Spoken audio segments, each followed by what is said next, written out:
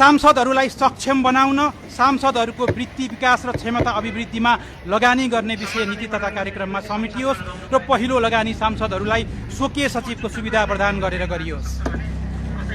एउटा सङ्घीय निर्वाचन गर्न राज्यको प्रत्यक्ष र परोक्ष रूपमा अर्बौं खर्च हुन्छ। अर्बौंको त्यो लगानीबाट करोडौं नागरिकको भविष्यको अभिभारा बोकेर आउने सांसदले गर्नुपर्ने नीति निर्माणको महत्त्व खर्बौं भन्दा बढी छ।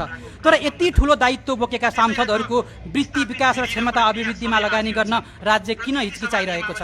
यथार्थ के हो भने यो संसदका लगभग हरेक सांसदलाई नीतिगत, कानुनी र बहुआयामिक विषयहरूमा धेरै कुराहरूको सहयोग चाहिएको छ। विपक्षी दलका सांसदहरूलाई नियमावलीबारे प्रश्न सिकाउन सकिएको भए सायद संसद हिजो स्थगित हुन्थेन कि। त्यसैले सांसदहरूलाई सक्षम बनाउन, सांसदहरूको वृत्ति विकास र क्षमता अभिवृद्धिमा लगानी गर्ने विषय नीति तथा कार्यक्रममा समेटियोस् र पहिलो लगानी सांसदहरूलाई स्वकीय सचिवको सुविधा प्रदान गरेर गरियोस्।